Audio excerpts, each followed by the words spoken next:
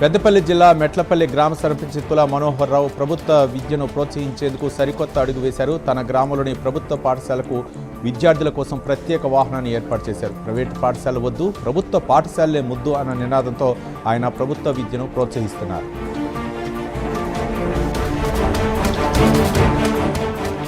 కర్నూలు జిల్లా పత్తికొండ మండలం హోసూరు గ్రామంలో జరిగిన బోయ శ్రీనివాసులు హత్య కేసు మిస్టరీని పోలీసులు ఛేదించారు. ఈ దారుణ హత్యకు పాల్పడిన 4 నిందితుల్ని పోలీసులు అరెస్ట్ చేశారు. అప్పులు తీర్చడానికి పొలం అమ్మకానికి అడ్డుపడటంతోనే ఈ హత్యకు పాల్పడినట్లు పోలీసులు తెలిపారు. కరీంనగర్ డంపింగ్ యార్డు సమస్యపై ఎట్టకేలకు పరిష్కారం దిశగా అడుగులు పడుతున్నాయి. 3 నెలల్లో 840 కోట్ల రూపాయల అర్బన్ ఛాలెంజ్ ఫండ్ పనులు మొదలవుతాయని కేంద్ర మంత్రి బండి సంజయ్ కుమార్ తెలిపారు. ఈ ప్రకటనతో స్థానికులు హర్షం వ్యక్తం చేస్తున్నారు. శ్రీకాకుళం జిల్లా నడసంద్రలో ఈ అరుదైన సంఘటన చోటు చేసుకుంది. రైతు సంతోష్ మెల్లికోకు చెందిన ఆవు ఒకే కాన్పులో 2 లేగదోళ్లకు జన్మనిచ్చింది. పుట్టిన 2 దూడలు కూడా చాలా ఆరోగ్యంగా ఉన్నాయి. ఒకేసారి 2 దూడలు పుట్టడం చాలా అరుదని పశు వైద్య నిపుణులు చెబుతున్నారు.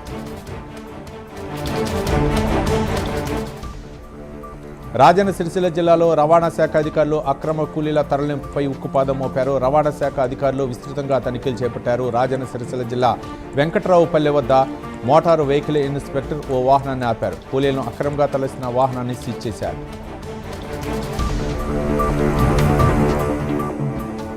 కోనసీమ జిల్లాలో అక్రమ మట్టి తవ్వకాలపై పోలీసులు కొరడా జులిపించారు. కొత్తపేట మండలంలో జరుగుతున్న అక్రమ రవాణాపై పక్కా సమాచారంతో వాడపాలెం పరిధిలో పోలీసులు తనిఖీలు నిర్వహించారు. మడిపల్లి లంక భూముల నుంచి అక్రమంగా మట్టి తరలిస్తున్న 4 లారీలను సీజ్ చేశారు. హనుమకొండ జిల్లాలో విషాదం చోటు చేసుకుంది. ఎలకతుర్తిలోని ఎస్ఆర్కే గ్రానైట్ కంపెనీలో ఒక వలస కార్మికుడు మృతి చెందాడు. నీటి సంపులో పడి అస్సాం రాష్ట్రానికి చెందిన దీపక్ ఘోష్ అనే కార్మికుడు ప్రాణాలు కోల్పోయాడు. ఇలాంటి ఘటనలు తరచూ జరుగుతున్న అధికారులు ఎందుకు చర్యలు తీసుకోవట్లేదని ప్రజలు ప్రశ్నిస్తున్నారు.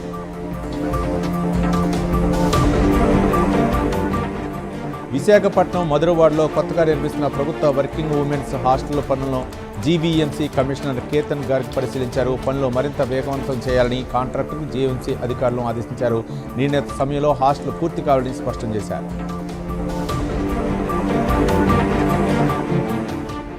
ఛత్తీస్గఢ్లో మావోయిస్టులకు భారీ ఎదురుదెబ్బ తగిలింది. కాంకేర్ నారాయణపూర్ సరిహద్దు అటవీ ప్రాంతంలో భద్రతా బలగాలు భారీ ఆయుధాల డంప్ను స్వాధీనం చేసుకున్నాయి.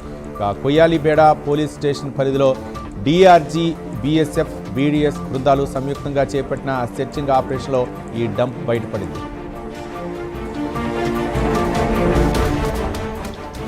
గజ్వేల్ సమీపంలో జరిగిన రోడ్డు ప్రమాదంలో సీఎం రేవంత్ రెడ్డి సెక్యూరిటీ వింగ్లో గన్మ్యాన్గా విధులు నిర్వహిస్తున్న కిరణ్ మృతి చెందారు. నిన్న రాత్రి జరిగిన ఈ ప్రమాదంలో తీవ్రంగా గాయపడిన ఆయన ప్రాణాలు కోల్పోయారు.